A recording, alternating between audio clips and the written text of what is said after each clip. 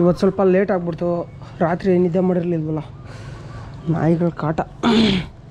ಎಲ್ಲ ಪ್ಯಾಕ್ ಮಾಡ್ತೀನಿ, ಒಂದು 2 ನಿಮಿಷ ಹೊರಡಬೇಕು. ನಮಗೆ ನಿನ್ನೆ ರಾತ್ರಿ ಉಳ್ಕೊಳ್ಳೋಕೆ ಹೆಲ್ಪ್ ಮಾಡಿದ್ರಲ್ಲ, ಅವ್ರಿಗೊಂದು ಥ್ಯಾಂಕ್ಸ್ ಹೇಳ್ಬಿಟ್ಟು ಹೋಗೋಣ. I met one lady in Nede. She helped me to stay over there in Pagoda. I just want to say thanks to her. ಈ ದೇಶದಲ್ಲಿ ಜನ ಪಗೋಡಗಳಿಗೆ ಜಾಸ್ತಿ ಇನ್ವೆಸ್ಟ್ಮೆಂಟ್ ಮಾಡ್ತಾ ಇದ್ದಾರೆ. ಇವ್ರ ದೇಶದಲ್ಲಿ ಕೈಗಾರಿಕೆಗಳಿಗೆ ಇನ್ವೆಸ್ಟ್ಮೆಂಟ್ ಮಾಡೋಕ್ಕೆ ಚೈನಾದಿಂದ ದುಡ್ಡು ತರ್ತಾ ಇದ್ದಾರೆ. ಇವ್ರ ದೇಶದಲ್ಲಿ ಪಗೋಡ ಕಟ್ಟೋ ದುಡ್ಡಲ್ಲಿ ಇವ್ರ ದೇಶದಲ್ಲಿ ಏನಾದರೂ ಇನ್ವೆಸ್ಟ್ಮೆಂಟ್ ಮಾಡಿದರೆ ಫ್ಯಾಕ್ಟ್ರಿಗಳ ಮೇಲೆ, ಅಂಗಡಿಗಳ ಮೇಲೆ, ಬಹುಶಃ ಈ ದೇಶ ಇನ್ನೂ ಮುಂದೆ ಬರ್ತಿತ್ತು ಅಂತ ಅನ್ನಿಸ್ತಿದೆ. ಯಾಕಂದರೆ ಪಗೋಡಗಳು ಸಿಕ್ಕಾಪಟ್ಟೆ ಇದೆ. ಸಿಕ್ಕಾಪಟ್ಟೆ ಅಂದರೆ 2 ಊರಿಗೊಂದಿದೆ. ಸಿಕ್ಕಾಪಟ್ಟೆ ಗ್ರ್ಯಾಂಡಾಗಿ ಕಟ್ತಾ ಇದ್ದಾರೆ. ಅದಕ್ಕೆಲ್ಲ ಸಿಕ್ಕಾಪಟ್ಟೆ ಒಂದೊಂದು ಪಗೋಡ ಹೆಚ್ಚು ಕಡಿಮೆ 3 ರಿಂದ 4 ಕೋಟಿ ಇನ್ವೆಸ್ಟ್ಮೆಂಟ್ ಆಗುತ್ತೆ. ಸೊ ಅಷ್ಟೊಂದು ಪಗೋಡಗಳನ್ನ ಮೇಂಟೈನ್ ಮಾಡೋದು ತುಂಬ ಕಷ್ಟ. ಗೊತ್ತಿಲ್ಲ ಇಲ್ಲಿ ಜನ ಯಾವ ಥರ ಯೋಚನೆ ಮಾಡ್ತಾರೆ ಅಂತ. But it's my opinion. ಏನಂದರೆ ಯಾವಾಗಲೂ ಒಂದು ದೇಶ ಮುಂದೆ ಬರಬೇಕು ಅಂದರೆ ಶಿಕ್ಷಣ, ಆರೋಗ್ಯ, ಕೈಗಾರಿಕೆಗಳ ಮೇಲೆ ಇನ್ವೆಸ್ಟ್ಮೆಂಟ್ ಆಗಬೇಕು. ಅದಾಗಿಲ್ಲ ಅಂತಂದರೆ ಅದ್ರ ಪರಿಣಾಮ 30 ರಿಂದ 40 ವರ್ಷ ಆದಮೇಲೆ ಗೊತ್ತಾಗುತ್ತೆ.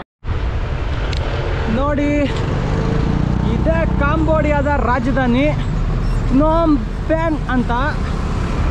ಇವಾಗ ನಾನು ಲಾವೋಸ್ ಎಂಬಸಿಗೆ ಹೋಗ್ತಾ ಇದ್ದೀನಿ. ಏನಕ್ಕೆ ಅಂದರೆ ನಾನು ಲಾವೋಸ್ ವೀಸಾ ಅಪ್ಲೈ ಮಾಡಬೇಕು. ಆನರಬಲ್ ವೀಸಾ ಇಲ್ಲ, ಜೊತೆಗೆ ನಮ್ಗೆ ಈ ವೀಸಾನೂ ಸಿಗೋಲ್ಲ. ಅದಕ್ಕೆ ನಾನು ಹೋಗ್ಬಿಟ್ಟು ಡೈರೆಕ್ಟಾಗಿ ವೀಸಾ ಅಪ್ಲೈ ಮಾಡಬೇಕು. ಅದಕ್ಕೆ ಹೊಂಟೀನಿ. ಯಾರು ಗುರು, ಎಂಬಸಿ ಒಳಗಡೆ ನಾವು ಫೋಟೋ ವಿಡಿಯೋ ತೆಗಿಯೋಂಗಿಲ್ಲ. ಇವಾಗ ನೋಡಿರಿ ನಂಗೆ ವೀಸಾ ಅಪ್ಲಿಕೇಶನ್ ಸಿಕ್ತು, ಬಟ್ ಇವಾಗ ವೀಸಾ ಅಪ್ಲೈ ಮಾಡೋಕ್ಕಾಗಲಿಲ್ಲ ಬಿಕಾಸ್ ಟೈಮ್ ಆಗಿದೆ 4:30. ಇವಾಗ ಏನಂದರೆ ನಾನು ಆನರಬಲ್ ವೀಸಾ ಕೂಡ ತಗೋಬೋದು. ಅಂದರೆ ಬಾರ್ಡ್ರಿಗೆ ಹೋಗ್ಬಿಟ್ಟು ರಿಕ್ವೆಸ್ಟ್ ಮಾಡಿ ಆನರಬಲ್ ತಗೋಬೋದು. ವಿಷಯ ಏನಂದರೆ ಅಲ್ಲಿರುವಂತಹ ಆಫೀಸರ್ಸು ತುಂಬ ಹಾನೆಸ್ಟಾಗಿ ಕೆಲಸ ಮಾಡ್ತಾರಂತೆ. 8 ಆಣಿ ಮುಟ್ಟಲ್ವಂತೆ. 8 ಆಣಿ ಮುಟ್ಟಲ್ಲ ಅಂದರೆ ಅವ್ರ ಜೀವನದಲ್ಲಿ ಲಂಚ್ ಅಂದ್ರೇ ಗೊತ್ತಿಲ್ವಂತೆ. ಅದಕ್ಕೆ ಅಂಥ ಪ್ರಾಮಾಣಿಕರ ಕೈಲಿ ಹೋಗಿ ಸಿಗಾಕೊಳ್ಳೋದು ಬೇಡ ಅಂಥೇಳಿ. ಸೊ ನಿಮ್ಗೆ ಅರ್ಥ ಆಗಿರಬೇಕು ನಾನು ಏನು ಹೇಳ್ತಿದ್ದೀನಿ ಅಂತ. ಅಲ್ಲಿರೋರು ತುಂಬ ಭ್ರಷ್ಟರಂತೆ. ಎಲ್ಲ ನಾನು ಗೂಗಲ್ ಮ್ಯಾಪ್ ರಿವ್ಯೂಸಲ್ಲಿ ನೋಡಿದೆ. ಹಾಗಾಗಿ ನಾನು ಏನು ಮಾಡ್ತಿದ್ದೀನಿ ಅಂತಂದರೆ ಇಲ್ಲೇ ಅಪ್ಲೈ ಮಾಡ್ಬಿಟ್ಟು ಇಲ್ಲೇ ವೀಸಾ ತೊಗೊಂಡು ಹೋಗ್ತೀನಿ. ಡೈರೆಕ್ಟ್ ಅಲ್ಲಿ ಹೋಗಿ ಎಂಟ್ರಿ ತೊಗೊಳ್ಳೋ ಥರ. ಸುಮ್ಮನೆ ಹೋಗಿ ನನ್ನ ಕೈಲಿ ಜಾಸ್ತಿ ದುಡ್ಡೆಲ್ಲ ಕೊಡೋಕ್ಕಾಗಲ್ಲ. ಇಲ್ಲಿರೋದು ಒಂದು ಚಾಲೆಂಜ್ ಏನಂದರೆ ನಾನಿವಾಗ ಡಾಲರ್ಸ್ ವಿಡ್ರಾ ಮಾಡಬೇಕು. ಗೊತ್ತಿಲ್ಲ ಅದು ಹೇಗೆ ವರ್ಕ್ ಆಗುತ್ತೆ ಅಂತ. ಬಟ್ ನಾನು ಇವಾಗ ಡಾಲರ್ಸ್ನ ಬಿಡಿಸ್ಕೊಂಡು ಆಮೇಲೆ $40 ಫೀಸ್ ಇದೆ. $40 ಅಂದರೆ 8 4 32, ಒಂದು 3,500 ಫೀಸ್ ಇದೆ. ಸೊ 3,500 ಫೀಸ್ ಕಟ್ಬಿಟ್ಟು ಆಮೇಲೆ ಹೋಗಬೇಕು. ನೋಡೋಣ ಏನಾಗುತ್ತೆ ಅಂತ. ಎಲ್ಲ ಒಳ್ಳೇದಾಗುತ್ತೆ ಅಂತ ಅಂದ್ಕೊಂಡಿದ್ದೀನಿ. ಆದರೆ $40ಗೆ 2 ವರ್ಕಿಂಗ್ ಡೇಸ್ ಟೈಮ್ ತೊಗೋತಾರೆ. ಅದೇ ನಾನು $50 ಕೊಟ್ಟರೆ ಒಂದೇ ದಿವಸದಲ್ಲಿ ಪ್ರೋಸೆಸ್ ಮಾಡ್ತಾರೆ. ಯೂಟ್ಯೂಬಲ್ಲಿ ನೋಡಿದ್ರೆ ನನಗೆ ಒಂದು ಮಂತಿಗೆ $50 ಬರ್ತಿದೆ. ಆ $50 ಏನು ಮಾಡೋದು ನನಗಂತೂ ಗೊತ್ತಾಗ್ತಿಲ್ಲ. ಗೊತ್ತಿಲ್ಲ. ಎಲ್ಲ ಕಮೆಂಟ್ಸಲ್ಲಿ ಹೇಳ್ತಿರ್ತೀರ ಯಾರ್ಯಾರಿಗೆ ಎಷ್ಟೆಷ್ಟೇ ವ್ಯೂಸ್ ಹೋಗುತ್ತೆ, ನಿಮ್ಗೇನಕ್ಕೆ ಹೋಗೋಲ್ಲ ಅಂತ. ನನಗೂ ಗೊತ್ತಿಲ್ಲಪ್ಪ ಅದು ಏನಾಗಿದೆಯೋ ಏನೋ. ನಾನು ಯೂಟ್ಯೂಬರ್ ಹತ್ರ ಎಲ್ಲ ಮಾತಾಡಿದೆ, ಎಲ್ಲ ಆಯಿತು, ಇಲ್ಲ ನಿಮ್ಮ ಪ್ರಾಬ್ಲಮ್ ಏನಿಲ್ಲ ಅಂದರು. ನಾನು ಹಾಕೋ ಕಂಟೆಂಟ್ ಇಷ್ಟ ಆಗ್ತಿಲ್ಲ ಅನಿಸುತ್ತೆ. It's okay. ಬಟ್ ಒಂದು ಬ್ಲ್ಯಾಕ್ ಕಾಫಿ ತೊಗೊಂಡಿದ್ದೀನಿ, ಒಂದು ಸ್ಯಾಂಡ್ವಿಚ್ ತೊಗೊಂಡಿದ್ದೀನಿ. ಸ್ಯಾಂಡ್ವಿಚ್ ನೋಡಿದ್ರೆ ಹೆಂಗೆ ಮಾಡಿದವ್ರೆ.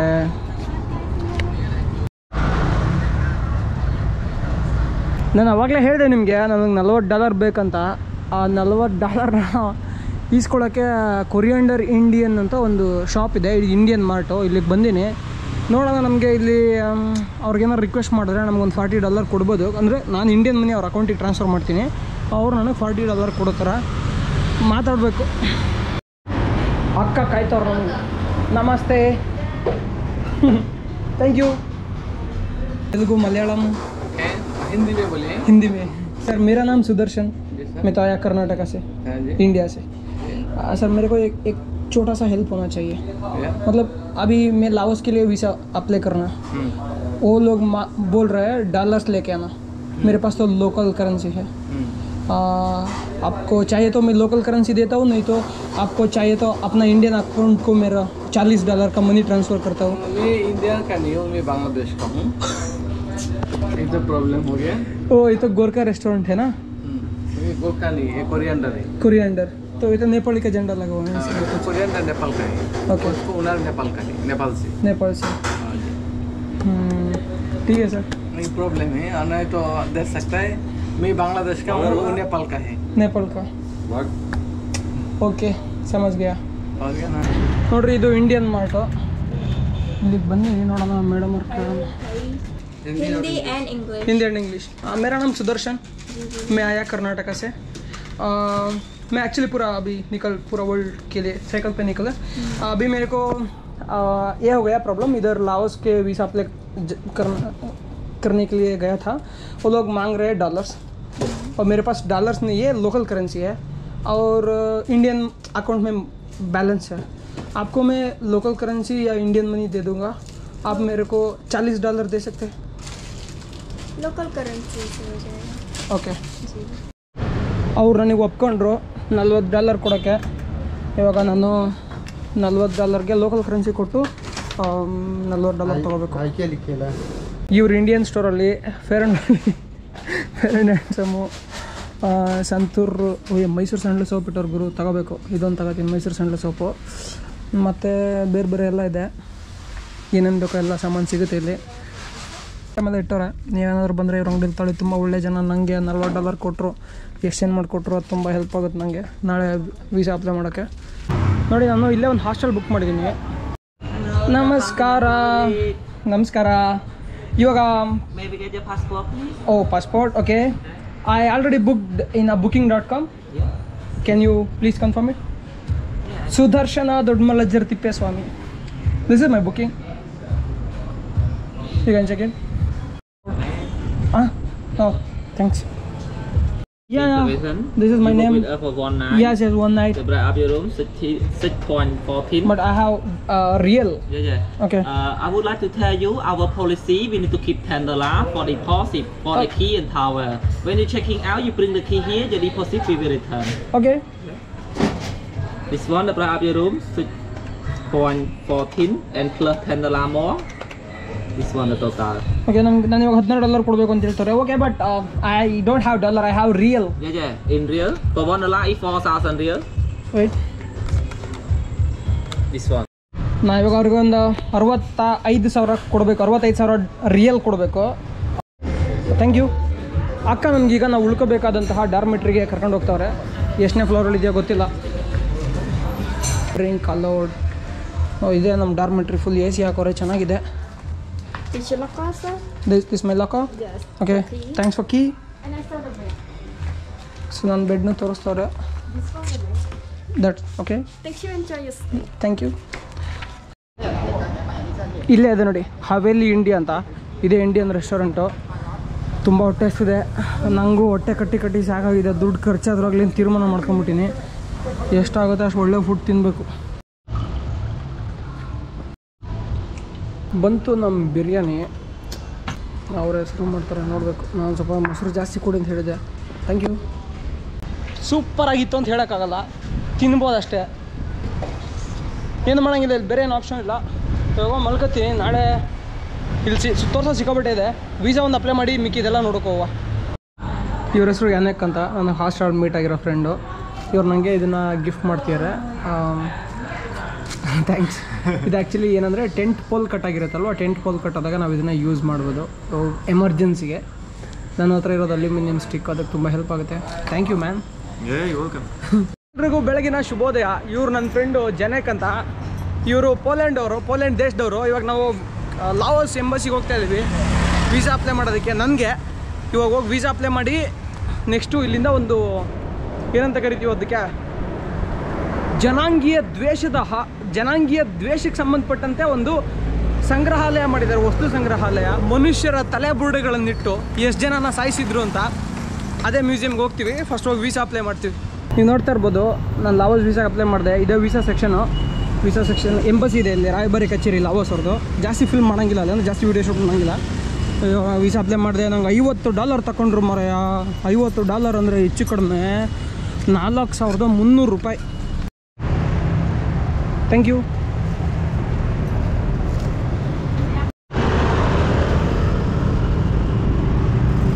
ಅಲ್ಲಿ ಇಲ್ಲಿ ಎಲ್ಲ ಹುಡ್ಕೊಂಡು ಕೊನೆಗೆ ಬಂದ್ವಿ ಇಲ್ಲಿಗೆ. ತಮಿಳು ಮಲಯಾಳಂ ಬರ್ದವ್ರೆ. ಇಂಡಿಯನ್ ರೆಸ್ಟೋರೆಂಟು, ದೋಸೆ ಕಾರ್ನರ್ ಅಂತ. ಓಫ್ ಅಪ್ಪ ಶಿವ ಪರಮಾತ್ಮ. ಇದು ಇಂಡಿಯನ್ ರೆಸ್ಟೋರೆಂಟು. ಅಣ್ಣ ಬಂದವ್ರೆ. ಆಪ್ಕ ನಾಮ್ ಕ್ಯಾ ಹೋತಾ ಭೈ? ಜುಮ್ಮನ್ ಸಿಂಗ್. ಅಣ್ಣ ಉತ್ತರಾಖಂಡಿಂದಂತೆ. ಹಾಂ, I will select. Okay. So dosa ಇದೆ, ಮೊಸರನ್ನ ಇದೆ, ಚಿಲ್ಲಿ ಪನ್ನೀರ್, ಅದು ಇದು ಬಿರಿಯಾನಿ ಎಲ್ಲ ಇದೆ. ಬಟ್ ಎಲ್ಲನೂ ಸಿಕ್ಕಾಬಿಟ್ಟೆ ಕಾಸ್ಟ್ಲಿ ಇದೆ.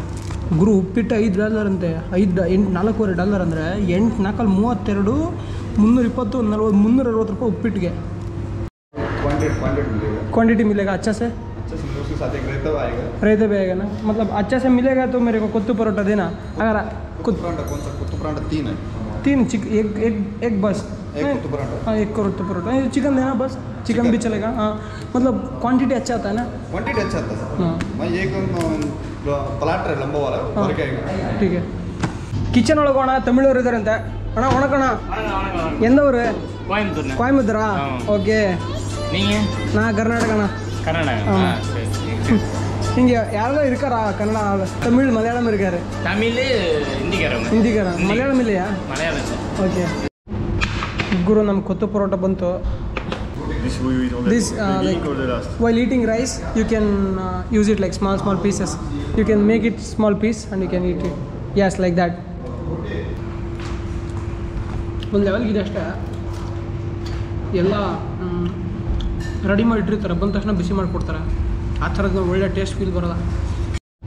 ನಮ್ಮ ಜನಕ್ಕೆಲ್ಲ ಮುಗಿಸ್ಬಿಟ್ರು, ಏನೂ ಬಿಡಲಿಲ್ಲ, ಉಪ್ಪಿನಕಾಯಿನೂ ಸೇರಿಸಿ ಹೊಡೆದ್ಬಿಟ್ರು. How was the food? It's good. ನಾವಿವಾಗ ಜನಸೈಡ್ ಮ್ಯೂಸಿಯಮ್ಗೆ ಬಂದಿದ್ದೀವಿ ನೋಡಿ. ಇಲ್ಲಿ $5 ಕೊಟ್ಟು ಒಂದು ಟಿಕೆಟ್ ತೊಗೊಂಡಾಯ್ತು. ಒಳಗೆ ಹೋಗೋಣ ಇವಾಗ. Thank you.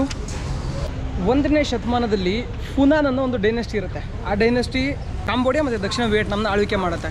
ಡೈನೆಸ್ಟಿ ಹೇಗೆ ಅಂದರೆ ಭಾರತ ಮತ್ತು ಚೈನಾ ನಡುವೆ ನಡೀತಾ ಇದ್ದಂತಹ ವ್ಯಾಪಾರ ವಹಿವಾಟುಗಳನ್ನು ಕಂಟ್ರೋಲ್ ಮಾಡುತ್ತೆ ಮತ್ತು ಅದಕ್ಕೆ ಆ ನಡೆಯೋದಕ್ಕೊಂಥರ ಮೀಡಿಯೇಟರ್ ಥರ ಕೆಲಸ ಮಾಡುತ್ತೆ. ಅದಾದಮೇಲೆ ಚೆನ್ಲಾ ಅಂತ ಇನ್ನೊಂದು ಡೈನೆಸ್ಟಿ ಶುರುವಾಗುತ್ತೆ ಸುಮಾರು 6ನೇ ಶತಮಾನದ ಆರಂಭದಲ್ಲಿ. ಆ ಡೈನೆಸ್ಟಿ ಯಾವ ಥರ ಮಾಡ್ಕೊಂಡಿರುತ್ತೆ ಅಂದರೆ ಇವಾಗ ಈ ಸಮುದ್ರ ಮಾರ್ಗಗಳನ್ನು ನಿಯಂತ್ರಿಸೋದಕ್ಕೆ ಬೇರೆ ವಿಭಾಗ, ಮುಖ್ಯ ಭೂಭಾಗದ ಮೇಲೆ ಆಳ್ವಿಕೆ ಮಾಡೋದಕ್ಕೆ ಇನ್ನೊಂದು ಭಾಗ ಅಂತ 2 ಭಾಗ ಮಾಡ್ಕೊಂಡು ಆಳ್ವಿಕೆ ನಡೆಸ್ತಾ ಇರುತ್ತೆ. ಅದೇ ಟೈಮಲ್ಲಿ ಸುಮಾರು 9ನೇ ಶತಮಾನದ ಆರಂಭದಲ್ಲಿ 2ನೇ ಜಯವರ್ಮನ್ ಅನ್ನೋ ಒಬ್ಬ ಮಹತ್ತರ ರಾಜನಿಂದ ಒಂದು ಸಾಮ್ರಾಜ್ಯ ಸೃಷ್ಟಿಯಾಗುತ್ತೆ. ಆ ಸಾಮ್ರಾಜ್ಯದ ಹೆಸರೇ ಖಮೇರ್ ಅನ್ನೋ ಒಂದು ಸಾಮ್ರಾಜ್ಯ. ಆ ಸಾಮ್ರಾಜ್ಯ ಸುಮಾರು 15ನೇ ಶತಮಾನದವರೆಗೆ ಆಳ್ವಿಕೆ ಮಾಡುತ್ತೆ. ಈ ಕಾಂಬೋಡಿಯಾ ದೇಶದಲ್ಲಿ ಸುಮಾರು 4000ಕ್ಕಿಂತ ಜಾಸ್ತಿ ದೇವಸ್ಥಾನ ಪಗೋಡಗಳನ್ನ ಕಟ್ಟಿ ಇಟ್ಸ್ ಲೈಕ್ ಹೆಂಗೆ ಅಂದರೆ ಒಂಥರ ನಮ್ಮ ಕರ್ನಾಟಕಕ್ಕೆ ಹೇಳೋದಾದರೆ ಒಂಥರ ಚಾಲುಕ್ಯರ ಥರ ಹೊಯ್ಸಳರ ಥರ ಸಿಕ್ಕಾಬಟ್ಟೆ ಕೆಲಸ ಮಾಡ್ತಾರೆ ಅವರು, ಆಯಿತಾ. ಅದಷ್ಟೇ ಅಲ್ಲದೆ ಅವರು ಇರಿಗೇಷನ್ ಅಂದರೆ ನಮ್ಮ ಮೈಸೂರು ಮಹಾರಾಜರ ಥರ ನೀರಾವರಿಗೂ ಕೂಡ ಸಿಕ್ಕಾಬಟ್ಟೆ ಕೆಲಸ ಮಾಡ್ತಾರೆ. ಅದಾದಮೇಲೆ ಅವ್ರದ್ದು ಸಾಮ್ರಾಜ್ಯ 15ನೇ ಶತಮಾನದಲ್ಲಿ ಬೇರೆ ಬೇರೆ ಕಾರಣಗಳಿಂದ ಒಡೆದೋಗ್ಬಿಡುತ್ತೆ. ಅದಾದಮೇಲೆ ಚಿಕ್ಕ ಪುಟ್ಟ ಸಾಮ್ರಾಜ್ಯಗಳು ಆಳ್ವಿಕೆ ಮಾಡ್ತಿರುತ್ತೆ. ಅಷ್ಟರಲ್ಲಿ ಸುಮಾರು 19ನೇ ಶತಮಾನದಲ್ಲಿ ಫ್ರೆಂಚ್ ಆಳ್ವಿಕೆ ಶುರುವಾಗುತ್ತೆ. ಹೆಂಗೆ ಭಾರತದಲ್ಲಿ ಬ್ರಿಟಿಷ್ ಆಳ್ವಿಕೆ ಶುರುವಾಗುತ್ತೋ ಹಂಗೆ ಫ್ರೆಂಚ್ ಆಳ್ವಿಕೆ ಶುರುವಾಗುತ್ತೆ. ಇನ್ನು ನಿಮಗೆಲ್ಲ ಗೊತ್ತು, ಫ್ರೆಂಚ್ ಆಳ್ವಿಕೆ 2ನೇ ಮಹಾಯುದ್ಧದ ಸಂದರ್ಭದಲ್ಲಿ ಜಪಾನು ಏನು ಇಂಡೋ ಚೈನಾ ಅಂತ ಏನು ಆಕ್ರಮಿಸ್ಕೊಂಡಿತ್ತಲ್ಲ ಫ್ರೆಂಚು, ಅದನ್ನೆಲ್ಲ ಕಸ್ಕೊಂಡು ಜಪಾನ್ ರೂಲಿಂಗ್ ಸ್ಟಾರ್ಟ್ ಮಾಡುತ್ತೆ. ಆ ಟೈಮಲ್ಲಿ ಇಲ್ಲಿದ್ದಂಥ ಜನ ತಮಗೆ ಸ್ವಾತಂತ್ರ್ಯದ ಕಿಚ್ಚನ್ನು ಬೆಳೆಸ್ಕೊಂಡು ಇವರು ಸ್ವಾತಂತ್ರ್ಯವನ್ನು ಗಳಿಸ್ತಾರೆ. ಸ್ವಾತಂತ್ರ್ಯವನ್ನು ಗಳಿಸಾದ್ಮೇಲೆ ಇಲ್ಲಿ ಒಬ್ಬ ರಾಜನ ಆಳ್ವಿಕೆ ಇರುತ್ತೆ. ಆ ರಾಜರ ಹೆಸರು ನೊರೊಡಮ್ ಸಿನೋಹಕ್ ಅಂತ. ಆ ನೊರೊಡಮ್ ಸಿನೋಹಕ್ಕು ಇಲ್ಲಿ ತುಂಬ ಚೆನ್ನಾಗಿ ಆಳ್ವಿಕೆ ಮಾಡ್ತಾರೆ. ಆದರೆ ಆ ಸಮಯದಲ್ಲಿ ಅಮೇರಿಕಾ ಮತ್ತು ರಷ್ಯಾದ ನಡುವೆ ನಡೀತಿದ್ದಂತಹ ಶೀತಲ ಸಮರದ ಕಾರಣಗಳಿಂದಾಗಿ ಕಾಂಬೋಡಿಯಾದ ಮೇಲೆ ಸಿಕ್ಕಾಬಟ್ಟೆ ಪರಿಣಾಮಗಳು ಬರುತ್ತೆ. ಸಿಕ್ಕಾಬಟ್ಟೆ ಪರಿಣಾಮಗಳು ಬೀರಾದ್ಮೇಲೆ ಕಾಂಬೋಡಿಯಾದಲ್ಲಿ ಅವರ ಸಾಮ್ರಾಜ್ಯ ಸ್ವಲ್ಪ ಅವ್ರು ಏನು ಆಳ್ವಿಕೆ ಇತ್ತಲ್ಲ ಅವ್ರ ಆಳ್ವಿಕೆ ಮುಗಿದು ಹೋಗಿ ಅಷ್ಟೊತ್ತಿಗಾಗಲೇ ಚೈನಾ ಮತ್ತು ಉತ್ತರ ವಿಯೆಟ್ನಾಂನಲ್ಲಿ ಕಮ್ಯುನಿಸ್ಟ್ ಆಳ್ವಿಕೆ ಇರುತ್ತೆ. ಇಲ್ಲಿರುವಂತಹ ಒಂದಿಷ್ಟು ಜನ ಕಮ್ಯುನಿಸ್ಟ್ ಆಳ್ವಿಕೆಯಿಂದ ಸಿಕ್ಕಾಬಟ್ಟೆ ಇನ್ಫ್ಲೂಯೆನ್ಸ್ ಆಗಿಬಿಟ್ಟು ಇವ್ರೇನು ಮಾಡ್ತಾರೆ, ಇಲ್ಲಿ ಒಂದು ಇವರ ಏನು ನಾನು ಹೇಳಿದ್ನಲ್ಲ ಪ್ರೈಮ್ ಮಿನಿಸ್ಟರು ನೊರೊಡಮ್ ಸಿನೋಹಕ್ ಅವ್ರು ಫಾರಿನಿಗೆ ಹೋಗಿರ್ತಾರೆ. ಆ ಟೈಮಲ್ಲಿ ಅವ್ರ ಸರ್ಕಾರನ ಬೀಳಿಸ್ಬಿಟ್ಟು ಇಲ್ಲೊಬ್ಬರು ಇನ್ನೊಂದು ಸರ್ಕಾರನ ಸೃಷ್ಟಿ ಮಾಡ್ತಾರೆ. 1970ರಲ್ಲಿ ಸಿನೋಹಕ್ ಫಾರಿನಲ್ಲಿದ್ದಾಗ ಲಾನ್ ನಾಲ್ ಅನ್ನೋ ಒಬ್ಬ ವ್ಯಕ್ತಿ ಅಮೇರಿಕಾದ ಮಾತು ಕೇಳ್ಬಿಟ್ಟು ಅವ್ರ ಸರ್ಕಾರನ ಬೀಳಿಸ್ಬಿಟ್ಟು ಹೊಸ ಸರ್ಕಾರನ ಸೃಷ್ಟಿ ಮಾಡ್ತಾರೆ. ಆ ಸರ್ಕಾರನ ಭಾಳ ದಿವಸ ಇರೋಲ್ಲ. ಈ ಇನ್ಫ್ಲುಯೆನ್ಸ್ ಆಗಿದ್ರಲ್ಲ ನಾರ್ತ್ ವಿಯೆಟ್ನಾಂ ಮತ್ತು ಚೈನಾ ಕಮ್ಯುನಿಸ್ಟ್ ಐಡಿಯಾಲಜಿಗಳಿಂದ ಅವರು ಖಮೇರ್ ಪಡೆ, ಆ ಖಮೇರ್ ಪಡೆ ಏನು ಮಾಡುತ್ತೆ ಅಂದರೆ ಇಲ್ಲಿ ಹೊಸ ಸರ್ಕಾರವನ್ನು ಶುರು ಮಾಡುತ್ತೆ. ಅವ್ರನ್ನ ಬೀಳಿಸ್ಬಿಟ್ಟು ಹೊಸ ಸರ್ಕಾರ ಶುರು ಮಾಡಿದ್ದು 1975ರಲ್ಲಿ. 1975ರಿಂದ 1979ರವರೆಗೆ ಇಲ್ಲಿ ಒಂದು ನರಮೇಧ ನಡೆಯುತ್ತೆ. ಆ ನರಮೇಧದಲ್ಲಿ ಹತ್ತತ್ರ 1/3 ಭಾಗದಷ್ಟು ಕಾಂಬೋಡಿಯಾ ಖಾಲಿ ಆಗುತ್ತೆ. ಸೊ ಆ ನರಮೇಧ ನಡೀತಾ ಇದ್ದಂತಹ ಒಂದು ಜೈಲ್ ಅಂತ ಹೇಳ್ಬೋದು. ಅವತ್ತಿನ ಕಾಲಕ್ಕೆ ಇದೊಂದು ಹೈಸ್ಕೂಲ್ ಆಗಿರುತ್ತೆ, ಬಟ್ ಇವಾಗ ಅದು ಅಂದರೆ ಹೈಸ್ಕೂಲ್ನ ಜೈಲಾಗಿ ಕನ್ವರ್ಟ್ ಮಾಡ್ತಾರೆ. ಈ ಮಾವೋಯಿಸ್ಟ್ ಐಡಿಯಾಲಜಿನ ತಲೆಯಲ್ಲಿ ತುಂಬಿಕೊಂಡು ನಾವು ಒಂದೇ ಸಲಕ್ಕೆ ಎಲ್ಲನೂ ಟ್ರಾನ್ಸ್ಫಾರ್ಮೇಷನ್ ಮಾಡಿಬಿಡ್ಬೇಕು. ಯಾರ್ಯಾರೆಲ್ಲ ಈ ಕ್ಯಾಪಿಟಲಿಸ್ಟ್ ಬಂಡವಾಳಶಾಹಿಗಳ ಪರ, ಫ್ಯಾಕ್ಟ್ರಿ ಓನರ್ಗಳ ಪರ ಇದ್ದಾರೋ ಅವ್ರನ್ನೆಲ್ಲ ಕೊಲೆ ಮಾಡಿಬಿಡ್ಬೇಕು, ಅವ್ರಿಗೆಲ್ಲ ಅಕ್ಕಂದು ಜಡಿಬೇಕು ಅಂತೇಳಿ ಈ ಖಮೇರ್ ಪಡೆ ನಿರ್ಧಾರ ಮಾಡಿಬಿಟ್ಟು ಆಳ್ವಿಕೆ ಶುರು ಮಾಡಿ ಕೊನೆಗೆ ಅದೂ ಅಂತ್ಯ ಆಗುತ್ತೆ. ಬಟ್ ಆದರೆ ಅದು ಅಂತ್ಯ ಆಗೋಕ್ಕೂ ಮೊದಲು ಒಂದು 17ರಿಂದ 22 ಲಕ್ಷ ಜನನ ಕೊಂದಿದೆ ಆಯಿತಾ. ಆ ಕೊಂದಿರೋಂಥ ಜನರಿಗೆ ಯಾವ್ಯಾವ ರೀತಿ ಟಾರ್ಚರ್ ಕೊಡ್ತಾಯಿದ್ರು ಅಂತ ಒಂದು ಸಾಕ್ಷಿಗೆ ಒಂದು ಬಿಲ್ಡಿಂಗ್ ಇದೆ. ಅದೇ ಬಿಲ್ಡಿಂಗಿಗೆ ನಾವು ಇವತ್ತು ಬಂದಿದ್ದೀವಿ, ಪಾನ್ ಪೆನ್ನಲ್ಲಿರುವಂತಹ ಜನೋಸೈಡ್ ಮ್ಯೂಸಿಯಂ. ಸೊ ಇವಾಗ ನಾವು ಜನೋಸೈಡ್ ಮ್ಯೂಸಿಯಮಲ್ಲಿ ಅಲ್ಲಿಂದ ಬರೋಣ ಆಯಿತಾ. ABCDEFGH ಅಂತ ಇಲ್ಲಿ ಬಿಲ್ಡಿಂಗ್ ಎಲ್ಲ ಇದ್ದಾವೆ, ನೋಡ್ಕೊಂಬರೋಣ ಯಾವ ಥರ ಟಾರ್ಚರ್ ಕೊಡ್ತಾಯಿದ್ರು ಅಂತ. ಈ ಖಮೇರ್ ಪಡೆಗಳು ಆಡಳಿತ ಮಾಡ್ತಿತ್ತಲ್ಲ, ಆಡಳಿತಕ್ಕೆ ಒಬ್ಬ ನಾಯಕ ಇದ್ದ, ಅವನ ಹೆಸರೇ ಪಾಲ್ ಪಾಟ್ ಅಂತ. ಇವ್ರ ಉದ್ದೇಶ ಏನಾಗಿತ್ತು ಅಂತಂದರೆ ಅಗ್ರೇರಿಯನಿಸಮ್ ಅಂತ ಕರಿತೀವಿ. ಅಂತಂದರೆ ಇಲ್ಲಿ ಇರುವಂತಹ ನಗರಗಳನ್ನೆಲ್ಲ ಖಾಲಿ ಮಾಡಿಸ್ಬಿಟ್ಟು ಎಲ್ಲ ಜನರನ್ನ ಹಳ್ಳಿ ಕಳಿಸ್ಬಿಟ್ಟು ಹಳ್ಳಿನಲ್ಲಿ ದುಡಿಮೆ ಮಾಡಿ ಹಳ್ಳಿನಲ್ಲೇ ತಿನ್ನಬೇಕು, ಅವ್ನು ಕೃಷಿ ಮಾಡಬೇಕು, ತಿನ್ನಬೇಕು ಅಷ್ಟೇ. ಈ ಮಾಡರ್ನೈಸೇಷನ್ನು ಇದರಿಂದೆಲ್ಲ ಅವ್ರು ತುಂಬ ದೂರ ಇರಬೇಕು ಅಂತ ಅವರ ಥಾಟು. ಆಮೇಲೆ ಅದ್ರ ಜೊತೆಗೆ ಎಲ್ಲರಿಗೂ ಸಮಪಾಲು ಸಮಬಾಳು ಅಂತ, ಅಂದರೆ ಎಲ್ಲರಿಗೂ ಸಮನಾಗಿ ಭೂಮಿಯನ್ನು ಹಂಚಬೇಕು, ಸಮನಾಗಿ ಭೂಮಿ ಹಂಚಿದ ಮೇಲೆ ಅದರಿಂದ ಸಮನಾಗಿ ಅವರು ದುಡ್ಕೊಂಡು ತಿನ್ನಬೇಕು ಅನ್ನೋದು ಅವ್ರ ಕಾನ್ಸೆಪ್ಟು. ಆದರೆ ಆ ಕಾನ್ಸೆಪ್ಟು ಇವತ್ತಿನ ಕಾಲಕ್ಕೆ ವರ್ಕ್ ಆಗಲ್ಲ ಅನ್ನೋದು ನನ್ನ ವೈಯಕ್ತಿಕ ಅಭಿಪ್ರಾಯ. ಇವತ್ತಿಗೂ ನಾವು ಇವಾಗ ನಾವು ಭಾರತದಲ್ಲಿ ಇದಕ್ಕೊಂದು ಉದಾಹರಣೆ ನೋಡೋದಾದರೆ ಉಳುವವನೇ ಭೂಮಿಯ ಒಡೆಯ ಅಂತ ಒಂದು ಕಾನೂನು ತಂದರು. ಆ ಥರ ಮಾಡ್ಬೋದಿತ್ತು ನಾವು ಇವರು. ಅಂದರೆ ಇಲ್ಲೇನಾಗಿತ್ತು ಅಂತಂದರೆ ತುಂಬ ಕೆಲವು ಜನರ ಹತ್ರ ಜಾಸ್ತಿ ಜಮೀನು ಇತ್ತಲ್ವಾ, ಆ ಜಾಸ್ತಿ ಜಮೀನು ಇದ್ದಂತಹ ಜನಗಳಿಂದ ಕಸ್ಕೊಂಬಿಟ್ಟು ನಾವೆಲ್ರಿಗೂ ಸಮನಾಗಿ ಹಂಚ್ಬಿಡೋಣ ಅಂತ ಇವ್ರು ನೋಡಿದ್ರು. ಬಟ್ ಆದರೆ ಇಂಡಿಯಾದಲ್ಲಿ ಏನು ಮಾಡಿದ್ರು ಅಂದರೆ ಯಾರು ಭೂಮಿ ಉಳ್ತಾರೋ ಅವ್ರಿಗೆ ಆ ಭೂಮಿ ಅಂತ ಸ್ಯಾಂಕ್ಷನ್ ಮಾಡಿಬಿಟ್ಟು, ಸೊ ಅವಾಗ ಜಮೀನ್ದಾರಿದ್ರು ಒಬ್ಬೊಬ್ಬ ಊರಿಗೆ ಒಂದೊಂದು ಇಬ್ಬಿಬ್ಬರು ಜಮೀನ್ದಾರು ಇರ್ತಿದ್ರು. 100 ಎಕರೆ 150 ಎಕರೆ ಜಮೀನು ಇರ್ತಾಯಿತ್ತು. ಅದನ್ನ ಯಾರಿಗೋ ಗುತ್ತಿಗೆ ಕೊಡ್ತಾಯಿದ್ರು, ಅವ್ರ ಹತ್ರ ವರ್ಷಕ್ಕೆ ಇಷ್ಟೊಂದು ದುಡ್ಡು ಇಸ್ಕೊತಾಯಿದ್ರು. ಸೊ ಇಲ್ಲೂ ಅದೇ ಥರದ ಕಾನ್ಸೆಪ್ಟ್ ಇತ್ತು. ಅಂದರೆ ಜಾಸ್ತಿ ಜನ ಜಮೀನ್ದಾರುಗಳಿದ್ದರು, ಜಾಸ್ತಿ ಜನರ ಹತ್ರ ಕಡಿಮೆ ಜನರ ಹತ್ರ ಜಾಸ್ತಿ ಭೂಮಿ ಇತ್ತು, ಅದನ್ನ ಎಲ್ಲರಿಗೂ ಕಿತ್ಕೊಂಡು ಹಂಚ್ಬಿಡ್ತೀವಿ ಅನ್ನೋ ಒಂದು ಕಾನ್ಸೆಪ್ಟಲ್ಲಿ ಖಮೇರ್ ಸೇನೆ ಇತ್ತು. ಆ ಖಮೇರ್ ಸೇನೆ ಆ ಉದ್ದೇಶಕ್ಕೋಸ್ಕರ ಅವರು ಸಿಟಿಗಳನ್ನೆಲ್ಲ ಖಾಲಿ ಮಾಡಿಸಿ ಯಾರ್ಯಾರು ಈ ಬಂಡವಾಳಶಾಹಿಗಳ ಪರ ಇದ್ದಾರೋ ಅವ್ರನ್ನೆಲ್ಲ ಟಾರ್ಚರ್ ಮಾಡೋಕ್ಕೆ ಈ ಥರ ಜೈಲ್ಗಳು ಮಾಡಿದರು. ಅದೇ ಜೈಲು ನೋಡಿ ಇದು. 21, 26, 19, 30, 45 ವರ್ಷದ ಜನರನ್ನೆಲ್ಲ ಇಲ್ಲಿ ಕರ್ಕೊಂಬಂದ್ಬಿಟ್ಟು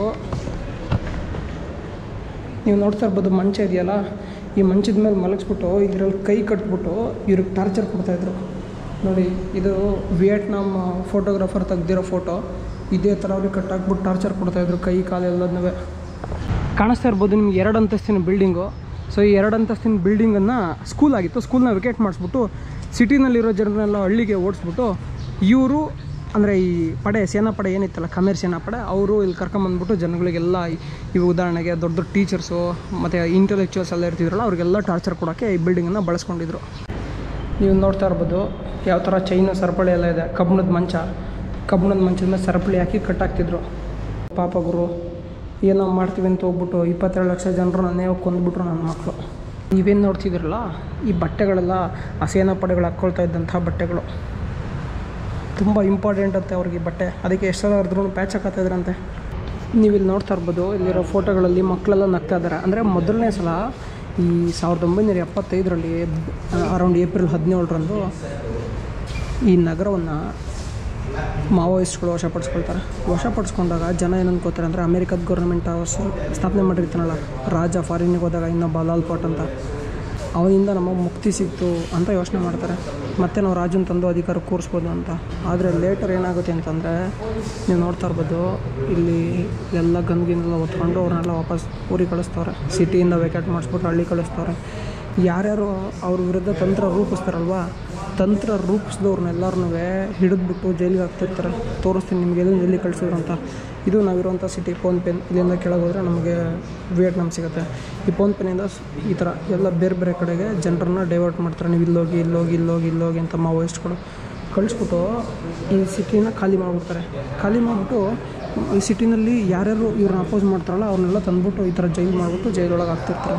ನೀವು ಇಲ್ಲೇನು ನೋಡ್ತಾ ಇದ್ದಾರೆ, ಈ ಬಟ್ಟೆ ಇವೆಲ್ಲ ವಿಕ್ಟಿಮ್ಗಳು ಅವತ್ತು ಇವ್ರ ಕೈಲಿ ಸಿಕ್ಬಿಟ್ಟು ಅರೆಸ್ಟ್ ಆಗಿ ಜೈಲೊಳಗಿದ್ರಲ್ಲ ಅವ್ರ ಬಟ್ಟೆ, ಅವ್ರ ಚಪ್ಪಲಿಗಳು. ಇವರೆಲ್ಲ ಟೈರಲ್ಲಿ ಚಪ್ಪಲಿ ಮಾಡ್ತಿದ್ರು. ಇವ್ರಿಗೆ ಈ ಥರ ಏನಂತೀವಿ ಚೆಕ್ಸ್ ಇದೆಯಲ್ಲ, ಈ ಥರದ ಬಟ್ಟೆ ಇವ್ರ ಟ್ರೆಡಿಷನ್ ಈ ಥರ ಬಟ್ಟೆ ಬಳಸ್ತಾಯಿದ್ರು. ಸೊ ಪಾಪ ಇವರೆಲ್ಲ ವಿಕ್ಟಿಮ್ಸು ಆಯಿತಾ. ನೀವು ನೋಡ್ತಾ ಇರ್ಬೋದು ಎಷ್ಟು ಜನ ಚಿಕ್ಕ ಮಕ್ಕಳು ಎಲ್ಲ ಇದ್ದಾರೆ, ಇವರೆಲ್ಲ ವಿಕ್ಟಿಮ್ಸು. ಇವ್ರನ್ನೆಲ್ಲ ಅರೆಸ್ಟ್ ಮಾಡಿಬಿಟ್ಟು ಜೈಲೊಳಗೆ ಇಟ್ಟಿದ್ರು, ಸಿಕ್ಕಾಪಟ್ಟೆ ಟಾರ್ಚರ್ ಎಲ್ಲ ಕೊಟ್ಟಿದ್ರು. ಈ ಕಾಂಬೋಡಿಯಾದಲ್ಲಿ ಅವ್ರನ್ನೆಲ್ಲ ಹಳ್ಳಿ ಕಳಿಸಿರಲ್ಲ, ಹಳ್ಳಿ ಕಳ್ಸಾದ್ಮೇಲೆ ಪಾಪ ನೆಲ ಬಗೆಯಕ್ಕೆ ಕಳಿಸ್ತಾಯಿದ್ರು. ಈ ಥರ ನೀವು ನೋಡ್ತಾ ಇದ್ರೆ ನೆಲ ಬಗೆಯೋಕ್ಕೆ, ಉಳುಮೆ ಮಾಡೋಕ್ಕೆ, ದನಗಳ ಬದಲಾಗಿ ಮನುಷ್ಯರಿಗೆ ಹೆಗ್ಲು ಕೊಟ್ಟು ಉಳುಮೆ ಮಾಡಿಸಿದ್ರು ಈ ಮಾವೋಯಿಸ್ಟ್ಗಳು. ಅಷ್ಟೊಂದು ಟಾರ್ಚರ್ ಮಾಡಿದ್ರು ಪಾಪ ಜನಗಳಿಗೆ. ಈ ಮಾವೋಯಿಸ್ಟ್ಗಳು ಆಡಳಿತಕ್ಕೆ ಬಂದಾದಮೇಲೆ ಜನಗಳಿಗೆ ಈ ಥರ ಕಮ್ಯುನಿಟಿ ಕಿಚನ್ ಮಾಡಿದರು. ಕಮ್ಯುನಿಟಿ ಕಿಚನ್ ಅಂದರೆ ಒಂದು ಕಿಚನ್ ಮಾಡೋದು, ಅಲ್ಲೇ ಎಲ್ಲರಿಗೂ ಈ ಯಾರು ಸ್ವಂತಕ್ಕೆ ಜಮೀನು ಇಟ್ಕೊಳ್ಳೋಂಗಿರಲಿಲ್ಲ, ಸ್ವಂತಕ್ಕೆ ಮನೆ ಕಟ್ಸ್ಕೊಳ್ಳೋಂಗಿರಲಿಲ್ಲ. ಕಮ್ಯುನಿಟಿ ಕಿಚನಲ್ಲಿ ಇರಬೇಕು, ಕಮ್ಯುನಿಟಿ ಕಿಚನಲ್ಲೇ ತಿನ್ನಬೇಕು, ಕಮ್ಯುನಿಟಿ ಕಿಚನಲ್ಲೇ ಬದುಕಬೇಕು. ಇಲ್ಲಿ ನೋಡ್ತಾ ಇದ್ದಾರೆ ಇವರೆಲ್ಲ ಒಟ್ಟಿಗೆ ಕೂರಿಸ್ಬಿಟ್ಟು ಊಟ ಹಾಕ್ತಿದ್ರು. ಮದುವೆ ಊಟ ಹಾಕ್ತೀವಲ್ಲ ನಮ್ಮ ಕಡೆ ಹಾಗೆ ಪ್ರತಿದಿನ 2 ಸಲ ಊಟ ಕೊಡ್ತಾಯಿದ್ರು, ಬೆಳಗ್ಗೆ ಒಂದು ಸಲ, ರಾತ್ರಿ ಒಂದು ಸಲ. ಅದನ್ನು ಹಾರ್ವೆಸ್ಟಿಂಗ್ ಅಂದರೆ ಕೊಯ್ಲು ಟೈಮಲ್ಲಿ ಬರೀ ಅಕ್ಕಿ, ಅದು ಮಿಕ್ಕಿ ಟೈಮಲ್ಲಿ ಮೆಕ್ಕೆಜೋಳನ ಮಿಕ್ಸ್ ಮಾಡೋ ಊಟ ಕೊಡ್ತಾಯಿದ್ರು. ನೋಡ್ತಾ ಇದ್ದಾರೆ ನೀವು ಇಲ್ಲಿ ಯಾವ ಥರ ಎಲ್ಲ ಕೆಲಸ ಮಾಡ್ತಿದ್ದಾರೆ ಅವರು ಅಂತ. ಆ ಡಬ್ಬ ನಮ್ಮ ಮಕ್ಕಳು, ಚಿಕ್ಕ ಮಕ್ಕಳನ್ನೂ ಬಿಟ್ಟಿಲ್ಲ ಅವರು ಪಾಪ. ಅವರು ಎಷ್ಟೊಂದು ಮಣ್ಣೆಲ್ಲ ಹೊರಗೆ ಹಚ್ಬಿಟ್ಟವ್ರೆ ಪಾಪ. ಇವ್ರು ಲಾಕ್ಚರರ್ ಆಗಿದ್ರಂತೆ, ಲಾಕ್ಚರರ್ ನೆತಕೊಂಬಂದು ಸಿಕ್ಕಾಬಟ್ಟೆ ಮೆಡಿಸಿನ್ ಕೊಟ್ಟವ್ರೆ. ಇವರೆಲ್ಲ ಏನು ನಂಬರ್ ಹಾಕೋರಲ್ಲ, ಅವ್ರ ಫೋಟೋ ತೆಗಿಬೇಕಾರೆ ಈ ಥರ ಒಂದು ನಂಬರ್ ಹಾಕ್ಬಿಟ್ಟು ಅವ್ರಿಗೆ ಫೋಟೋ ತೆಗಿತಾಯಿದ್ರು. ಇಷ್ಟೊಂದು ಜನರನ್ನ ಗುರು, 22 ಲಕ್ಷದ ಜನ ಆವಾಗಲೇ ಅಂದರೆ ಯೋಚನೆ ಮಾಡಿ. 1975ರಲ್ಲಿ ಚಿಕ್ಕ ಮಕ್ಕಳನ್ನು ಬಿಡ್ದೇನೆ ಅವ್ರ ಕೊಳ್ಳಿಗೆ ನೋಡಿ ಯಾವ ಥರ ಹಾಕೋರೆ. ಕೊರಳಿಗೆಲ್ಲ ಬೆಲ್ಟ್ ಹಾಕ್ಬಿಟ್ಟು ಚಿಕ್ಕ ಮಕ್ಕಳನ್ನ ಇಲ್ಲಿ ನೋಡ್ತಾರೆ ಹೋದ್ರೆ ಯಾವ ಥರ ಅವ್ರನ್ನ ಕೈದಿಗಳನ್ನ ಕಟ್ಟಾಕಿದ್ರು, ಅವ್ರ ಕಾಲೆಲ್ಲ ಕಟ್ಟಾಕಿದ್ರು ಅಂತ. ಇಷ್ಟೆಲ್ಲ ಹಿಂಸೆ ಕೊಟ್ಬಿಟ್ಟು ಜನಗಳಿಗೆ ಅವ್ರು ಏನು ಸಾಧನೆ ಮಾಡೋಕೆ ಕೊಟ್ಟಿರೋ ಗೊತ್ತಿಲ್ಲ. ಬಟ್ ಆದರೆ ಅವ್ರದ್ದು 1975ರಿಂದ 79ರವರೆಗೂ ಅಷ್ಟೇ ಇದ್ದಿದ್ದು. ಆಮೇಲೆ ಏನಾಯಿತು ಅಂತ ಹೇಳ್ತೀನಿ ಕೇಳಿ. ಯಪ್ಪ ಇಲ್ಲಿ ನೋಡಿ ಎಷ್ಟೊಂದು ಜನ ಎಲ್ಲ ಈ ಥರ ಎಲ್ಲ ಬದುಕ್ತಾಯಿದ್ರು. ಅವಾಗ ನೆಲದ ಮೇಲೆ ಮಲ್ಕೋತಾಯಿದ್ರು. ಅಲ್ಲಿ ನೋಡ್ತಾ ಇರ್ಬೋದು ನೀವು ಯಾವ ಥರ ಕಟ್ಟಾಕೋರು ಅವ್ರನ್ನ ಅಂತ. ಕಬ್ಬಿನ ಸರಪಳಿ ಕಟ್ಟಾಕ್ಬಿಟ್ಟವ್ರೆ.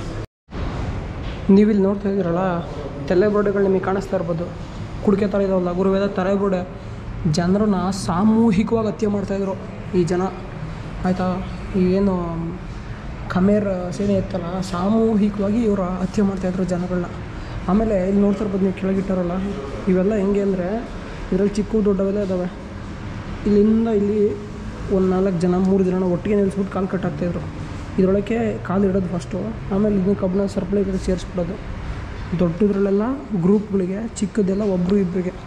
ನೀವು ಇಲ್ಲಿಗೆ ಬಂದರೆ ಇಲ್ಲಿ ಚಿತ್ರಹಿಂಸೆ ಅನುಭವಿಸಿದಂತಹ ಜನ ಏನಿದ್ದಾರೆ ಅವರು ತಮ್ಮ ಜೀವನ ಚರಿತ್ರೆಯನ್ನು ಬರೆದಿದ್ದಾರೆ. ಅದನ್ನು ಕೂಡ ನೀವು ಪರ್ಚೇಸ್ ಮಾಡ್ಬೋದು. ಅದು ಕೂತಿದ್ದಾರಲ್ಲ ಸಾರು, ಅವರು ಇದೇ ಬಿಲ್ಡಿಂಗಲ್ಲೇ ಅವ್ರಿಗೆ ಜೈಲು ಶಿಕ್ಷೆ ಹಾಕಿದರು. ಅವರೊಂದು ಪುಸ್ತಕ ಬರೆದಿದ್ದಾರೆ, ನೀವು ಅದನ್ನು ತಗೋಬೋದು. ನೀವು ಇಲ್ಲೇನು ನೋಡ್ತಾ ಇದ್ದೀರಾ ಈ ತಲೆಬುರುಡೆ, ಪಾಪ ಇದು ವಿಕ್ಟಿಮ್ಗಳ ತಲೆಬುರುಡೆಗಳು, ಆಯಿತಾ. ಕೆಲವೊಂದು ಕಡೆ ಕಣ್ಣು ಗಿಣ್ಣೆಲ್ಲ ನಿಮಿಷ ತೋರಿಸ್ತೀನಿ. ಕೆಲವೊಂದು ಫೋಟೋದಲ್ಲಿ ಅವ್ರ ಕಣ್ಣೆಲ್ಲ ಚುಚ್ಚಿಬಿಟ್ಟವ್ರೆ ನನ್ನ ಮಕ್ಕಳು. ನೋಡಿ ಎಷ್ಟು ತಲೆಬುರುಡೆಗಳು ಇಟ್ಟವ್ರೆ ಇಲ್ಲಿ. ಇಷ್ಟೊಂದು ಜನ ಗುರು. ನಮ್ಮ ಕಡೆ ಇದ್ದಿರುತ್ತಲ್ಲ ಕೆರೆಯಲ್ಲಿ ಸತ್ತಿರೋ ದನನ ಬಿಸಾಕ್ತೀವಿ. ಆ ಸತ್ತಿರೋ ದನ ಬಿಸಾಕಿದ್ಮೇಲೆ ಒಂದು 6 ತಿಂಗಳು ವರ್ಷ ಆದಮೇಲೆ ಈ ಥರ ತಲೆ ಅದರದ್ದು ಕಾಲು ಕೈಯೆಲ್ಲ ಬಿದ್ದಿರುತ್ತೆ. ಹಂಗೆ ಬಿದ್ದವು ನೋಡ್ರಿ ಇಲ್ಲೆಲ್ಲ. ಯಪ್ಪ ಮಾಸ್ ಕಿಲ್ಲಿಂಗ್. 22 ಲಕ್ಷ ಜನ ಅಂದರೆ ಯೋಚನೆ ಮಾಡಿ ಎಷ್ಟು ಜನರನ್ನು ನನ್ನ ಮಕ್ಕಳು ಹೊಡೆದಾಕ್ಬಿಟ್ಟವ್ರೆ. ನೋಡಿ ಇಲ್ಲಿ ಕೈ ಮೂಳೆಗಳು, ಎದೆ ಮೂಳೆಗಳೆಲ್ಲ ಹೆಂಗೆ ಬಿದ್ದವೆ. ಇಲ್ಲೆಲ್ಲ ತಲೆಬುರುಡೆಗಳೆಲ್ಲ ಸಪ್ರೇಟ್ ಇಲ್ಲಿ ಇಟ್ಟರೋದು ನೋಡ್ತಿದ್ರೇ ಭಯ ಆಗುತ್ತೆ ಗುರು. ತಲೆಗೆಲ್ಲ ಹೊಡೆದವ್ರು ನೋಡಿ ಅಲ್ಲಿ. ಇಲ್ಲಿ ನೋಡಿ ಅಲ್ಲಿ ಮೇಲೆ ಒಂದು ತೂತ ಬಿದ್ದಿದೆಯಲ್ಲ, ಅದು ತಲೆ ಚುಚ್ಚಿಬಿಟ್ಟವ್ರೆ ಮೇಲಿಂದ. ಯಪ್ಪ ಎಂಥ ನನ್ನ ಮಕ್ಳಿಗೂ ನೋಡಿ ಇದಕ್ಕೂ ತಲೆಗೆ ಚುಚ್ಚಿಬಿಟ್ಟವ್ರೆ. ಅದಕ್ಕೆ ಅದೆಲ್ಲ ಪೀಸ್ ಆಗ್ಬಿಟ್ಟಿದೆ. ಇಷ್ಟೊಂದು ಹಿಂಸೆ ಕೊಟ್ಟು ಸಾಯಿಸಿದ್ದಾರೆ ಅಂದರೆ ಇಮ್ಯಾಜಿನು ಮಾಡೋಕ್ಕಾಗಲ್ಲ. ಅವ್ರಿಗೆ ಎಷ್ಟು ತಲೆ ಕೆಟ್ಟಿರ್ಬೇಡ, ಅವರು ಯಾವ ಲೆವೆಲ್ಲಿಗೆ ಅವ್ರ ಮೈಂಡ್ ಹಾಳಾಗಿರ್ಬೇಡ ಅಂತ. ಸಿಕ್ಕಾಬಿಟ್ಟೆ ಬುದ್ಧಿಸ್ಟ್ ಟೆಂಪಲ್ಸ್ಗಳನ್ನ ಹೊಡೆದು ಬಿಸಾಕಿದ್ರು. ಆ ಟೈಮಲ್ಲಿ ನೋಡ್ತಾ ಇರ್ಬೋದು ನೀವು ಎಷ್ಟೊಂದು ಬುದ್ಧಿಸ್ಟ್ ಟೆಂಪಲ್ಗಳನ್ನ ಹೊಡೆದು ಬಿಸಾಕೋರೆ. ನೋಡಿ ಅವತ್ತಿನ ಜನಗಳಿಗೆ ನೀರಲ್ಲಿ ಮುಳುಗಿಸೋಂಥ ಶಿಕ್ಷೆ ಈ ಥರ ಕೊಡ್ತಾಯಿದ್ರು. ನೀವಿಲ್ಲೇನು ನೋಡ್ತಿದ್ದೀರಾ, ಅಲ್ಲಿ ಕಾಲನ್ನ ಕಟ್ಟಾಕ್ಬಿಟ್ಟು ಇಲ್ಲಿ ಕೈಯ ಕಟ್ಟಾಕ್ಬಿಟ್ಟು ನೀರೊಳಗೆ ಮುಳುಗಿಸ್ತಾಯಿದ್ರು. ಹಿಂಗೆ ನೋಡಿ ಈ ಥರ ಅವ್ರು ಉಗುರುಗಳನ್ನೆಲ್ಲ ಕೇಳ್ತಾಯಿದ್ರು. ಫಿಲ್ಮಲ್ಲೆಲ್ಲ ತೋರಿಸ್ತಾರಲ್ಲ ಗುರು, ಆ ಥರ ನಿಜವಾಗ್ಲೂ ಮಾಡ್ತಿದ್ರು ಇವರು. ನೀವಿಲ್ಲೇನು ನೋಡ್ತಾ ಇದ್ದೀರಾ, ಈ ಬಿಲ್ಡಿಂಗಲ್ಲಿ ಜನರನ್ನ ಸಾಮೂಹಿಕವಾಗಿ ಕೂಡಾಕ್ಲಾಗ್ತಿತ್ತು. ಕೂಡಾಕಿ ಅವರು ಅಲ್ಲಿಂದ ಆಚೆ ಹೋಗ್ಬಾರ್ದಲ್ಲೋ, ಅದಕ್ಕೆ ಈ ಥರ ವೈರ್ಗಳನ್ನೆಲ್ಲ ಹಾಕ್ತಾಯಿದ್ರು, ಆಯಿತಾ. ವೈರ್ಗಳನ್ನ ಹಾಕಿ ಅವ್ರಿಗೆ ಒಳಗಡೆ ಇರೋ ಥರ ಮಾಡ್ತಿದ್ರು. ಇಷ್ಟೆಲ್ಲ ಅವಾಂತರಗಳು ಮಾಡಿದ್ದು ಇವ್ರನ್ನ 1979ರಲ್ಲಿ ಅಧಿಕಾರದಿಂದ ಕೆಳಗಿಳಿಸ್ತಾರೆ. ಯಾರು ಕೆಳಗಿಳಿಸ್ತಾರೆ ಅಂದರೆ ಪಕ್ಕದ ದೇಶದ ವಿಯೆಟ್ನಾಂ ಆರ್ಮಿಯವ್ರು ಬಂದ್ಬಿಟ್ಟು ಇವರಿಗೆಲ್ಲ ಹೊಡೆದಾಕ್ಬಿಟ್ಟು ಇವ್ರ ಅಧಿಕಾರದಿಂದ ಕೆಳಗಿಳಿಸಿ ಮತ್ತೆ ಇಲ್ಲಿ ಎಲೆಕ್ಷನ್ಸ್ ಆಗಿಬಿಟ್ಟು ಮತ್ತೆ ಇವರು ರಾಜಾಡಳಿತದನ್ನು ಶುರು ಮಾಡ್ತಾರೆ.